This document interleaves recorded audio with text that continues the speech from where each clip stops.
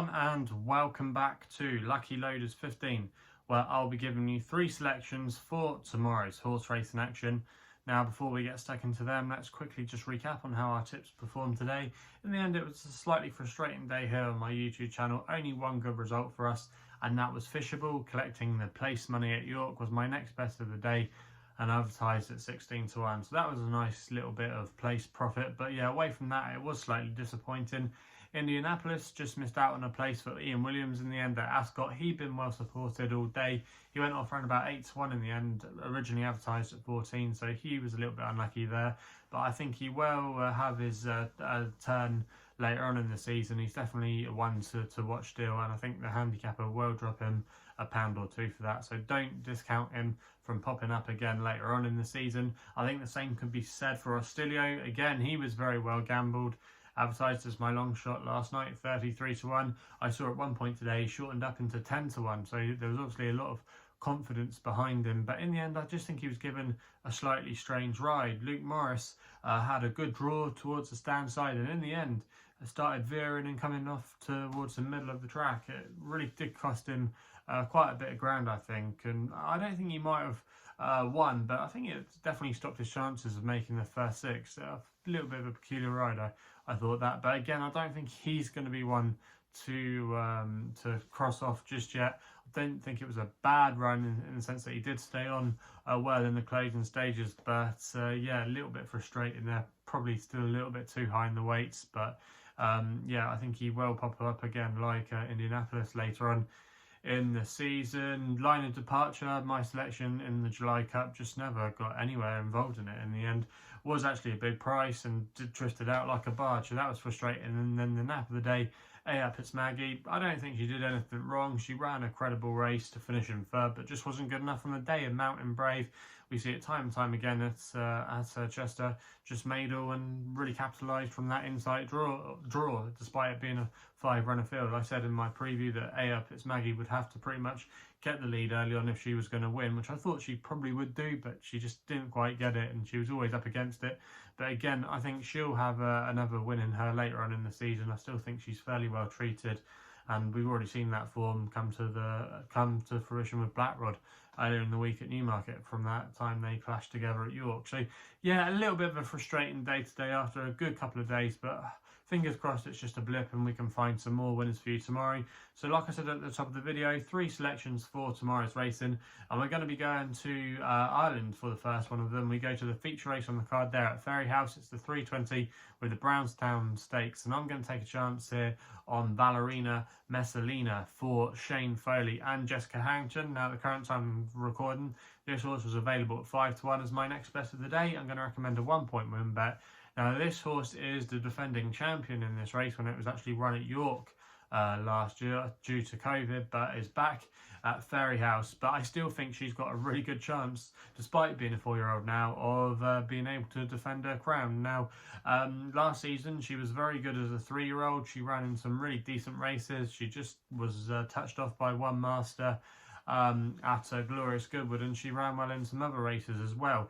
All her best form though last season came over 7 furlongs, and ever since her 2 victories at 7 furlongs, she's been tried slightly longer trips at the mile, and I just don't think that quite suits her. I think she's a real speed horse, or she needs a good strong pace to aim at. I think she's got a really good turn of foot, and that is her main weapon, and I just think she doesn't quite see out the mile, and she's best when I think going around the bend, and Fairyhouse has got that tomorrow, so that's a positive. But I think, yeah, at this trip she's got a really good chance. She's got a good draw to work from tomorrow in stall 4 as well, and the ground should be on her side. So far this season she ran at the Curragh where she finished last, but I think that wouldn't have suited her anyway. Also as well, she ran a respectable race, I think, at Royal Ascot last time, where the form hasn't been discredited too much, but again that was over a mile, and I think she'll be better back down to this 7 furlongs at a sharper 7 furlongs. And I just think that will really help her tomorrow, because if you actually look at the pace of the race, there's quite a few pace angles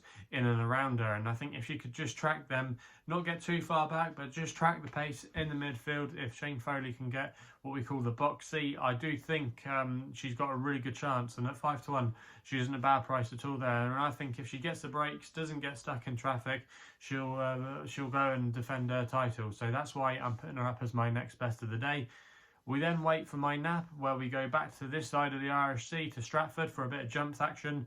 And I'm going to take a chance here on course specialist Romanor for Daniel Sanson, claiming 3. He's riding for Seamus Mullins. Now, this horse is currently available at the time recording at 6-1. I'm going to recommend a 1-point win bet here. But like I said at the top of the selection here, Romanor absolutely loves this place. He's a 3 times course winner, and he's starting now to be really well handicapped. Now, his last win actually came at the track last year when he won off a £10 higher mark. He won off 112 that day, and he's been rated higher in the past. I think he's been rated at least in the 120s, but he's now got an official rating of 102, which he looks really well treated on, in my opinion. And he actually returned to form in his latest run a few weeks ago at Huntington when he finished in 3rd place. That wasn't a bad race at all for the grade.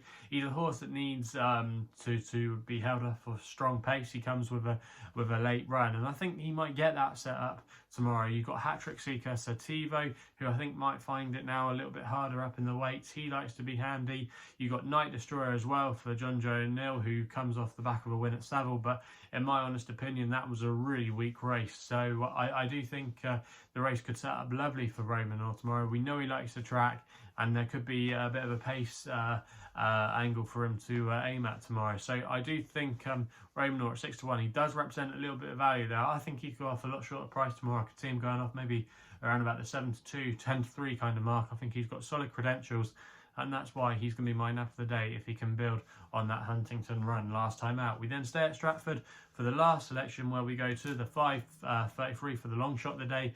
I'm going with Sweeping Rock here for Katie Lowe Farrell, and she's riding for John Spearin. Now, John Spearin is quite a small trainer, but his horses have been in good form. He's operating at about 33% strike rate, 2 winners from his last 6 runners, so the yard are in good form.